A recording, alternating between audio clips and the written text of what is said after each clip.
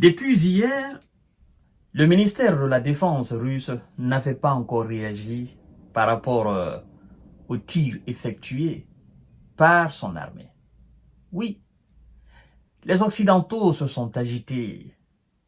Ils ont avancé des thèses du genre on a ciblé des civils, on a ciblé des hôpitaux.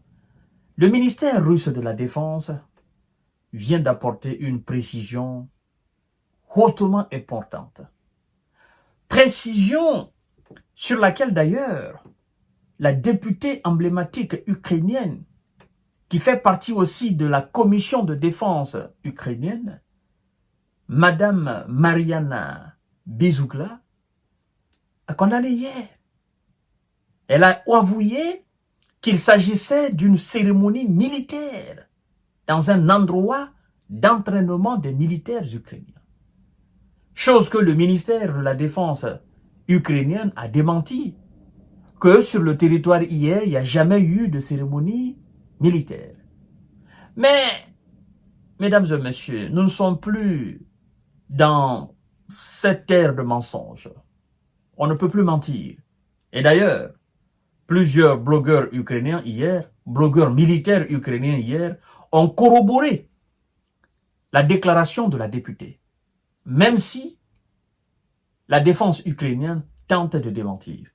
Mais le ministère russe de la Défense vient de trancher clairement, en donnant une précision irréfutable, une précision que les Occidentaux ne peuvent pas refuser. Une précision qui humilie encore une fois M. Zelensky et sa défense qui ont tenté de mentir par rapport encore à cette situation-là. Écoutez ce que le ministère de la Défense russe dit, mesdames et messieurs. C'est de ça qu'il s'agit. Parce que depuis hier, il n'avait pas encore parlé. Aucun Russe ne s'était prononcé encore par rapport à ces frappes de haute précision. 53 personnes ont été envoyées au repos éternel et plus de 300 et quelques ont été directement ou indirectement touchés, mesdames et messieurs. Partagez la vidéo dans tous les groupes possibles. C'est très important d'apporter des précisions quand il y a des opérations de haut niveau.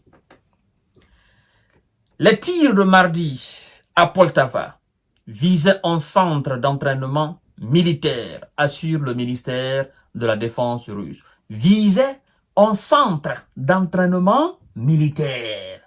Voilà. Et quel centre d'entraînement? Le ministère donne, c'est-à-dire la géographie et les caractéristiques même du centre d'entraînement. Et personne ne peut démentir cela en Ukraine. Alors, le 3 septembre 2024, mesdames et messieurs, c'est le ministre de la Défense qui parle.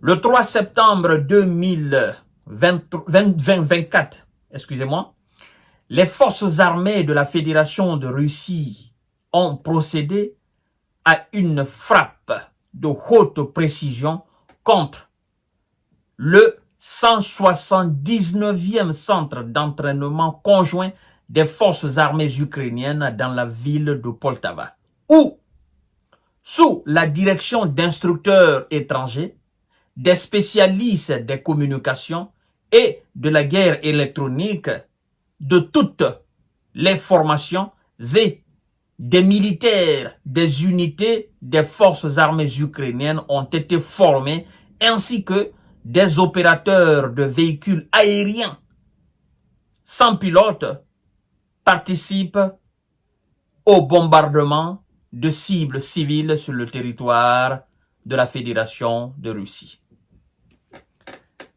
Vous avez compris.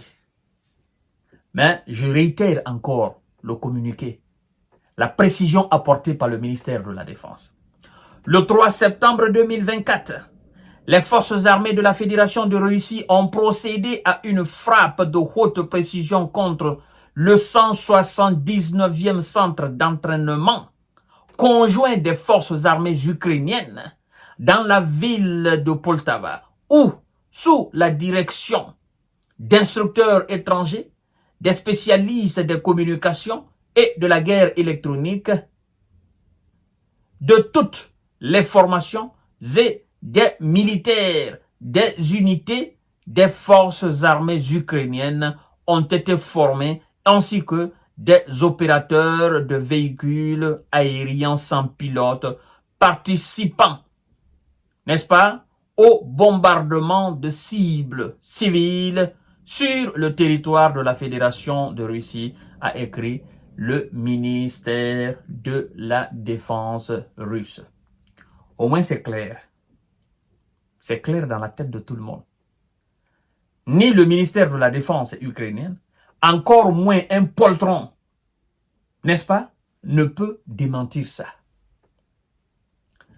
C'est un centre d'entraînement militaire ukrainien où des instructeurs étrangers que la Russie considère comme des merceaux, ces instructeurs forment des soldats, des spécialistes en communication, des spécialistes en pilotage de véhicules sans pilote parlant des drones, ont formé des militaires qui ont participé sur le sol russe des bombardements contre des civils russes.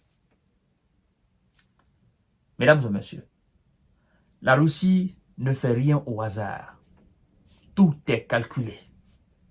Tout est minutieusement calculé. Et alors, avec ça, quel autre instructeur va s'hasarder sur le terrain en Ukraine? Quel autre technicien, quel autre formateur étranger va s'hasarder sur le territoire ukrainien pour aller former qui que ce soit? Je vous ai dit, c'est comme si les OTANiens savaient que la Russie allait frapper. Le patron de la diplomatie européenne, M. Joseph Borrell, a dit qu'il souhaite former 75 000 soldats. Et il a été soutenu par la plupart des ministres des Affaires étrangères des différents pays de l'OTAN sur le continent européen. Mais il dit, nous n'allons pas former ces soldats-là sur le territoire ukrainien. Nous allons les former dans un pays frontalier à l'Ukraine et ça sera à la frontière de ce pays-là. Mais quand il a dit ça ce jour-là, je vous ai fait une émission où j'ai dit clairement, voyez-vous, ils ont pris peur. Et c'est au même jour que la défense américaine, ou du moins, si vous voulez, la Maison-Blanche a fait la déclaration pour dire que l'Amérique n'enverra pas de techniciens en Ukraine pour aller réparer les F-16 qui seraient éventuellement endommagés par dans les opérations contre la Russie.